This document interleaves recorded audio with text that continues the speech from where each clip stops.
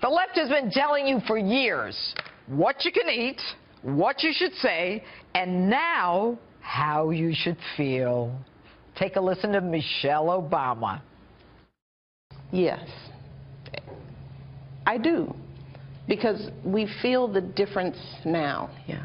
See, now we're feeling what not having hope feels like. You know, hope is necessary. It's a necessary concept. What else do you have if you don't have hope? Really? This from a woman who in 2008, at 44 years old, said for the first time in her life she was proud of her country when her husband was running for president. And now, 8 years later, you're out of hope, Michelle?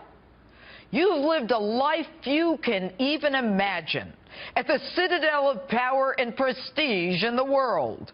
You and your husband, blessed by God and the American people, with the unique and historic opportunity to not only lead America from that shining place on a hill, but impact Americans and give them hope that virtually no others can. And now that you're leaving, hope is gone? Since when does hope rise and fall with you and Barack in the White House? But it doesn't end there. When asked if your husband's administration achieved his promise of hope to Americans, your answer, a resounding yes. Quote, especially in times of crisis and turmoil. Are you kidding? Did your husband give hope to the parents of James Foley or Stephen Sotloff, who was in custody for over a year while his family was told they could not negotiate because they'd be prosecuted before their sons' heads were chopped off? To try to convince America that once you and Barack exit the White House, hope is removed for America is an outrage. And I'll tell you what else is an outrage. An outrage is when your husband struts up to the microphone at a national prayer breakfast and tells Christians to get off their high horses because the Christians are afraid of Muslim terrorists cutting their heads off. And I'd say that that was a crisis, but no hope there. ISIS today only looms larger. And by the way, Michelle, have you heard of San Bernardino, Orlando, or that workplace violence that happened at Fort Hood in Texas?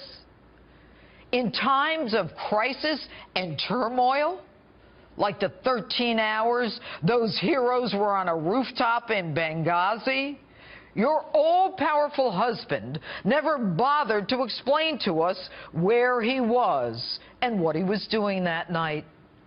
All we know is the only power that he was ready to unleash was Air Force One to fly to Las Vegas for a fundraiser the next morning so that you guys could live the life another 4 years in the White House.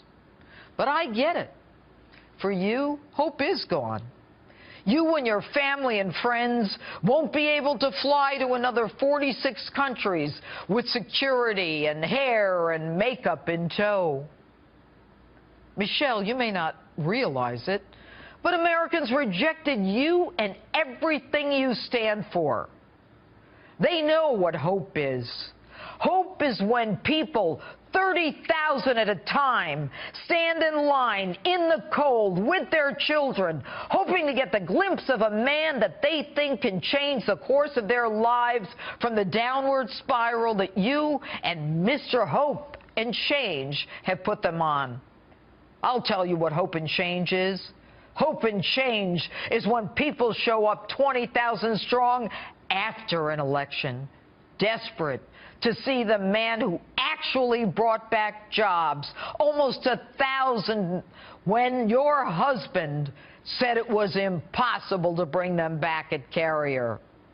And by the way, if you want to know what it really feels like to not have hope, just walk out of the White House as ordinary Americans. You'll see real fast.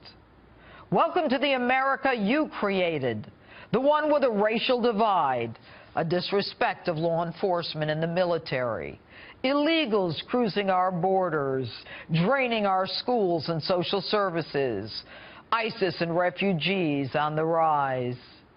No hope? Michelle, I'm surprised at you. What happened to when they go low, we go high? And that's my opening statement. Tell me what you think on my Facebook page or Twitter. #Judge Jeanine. And joining me now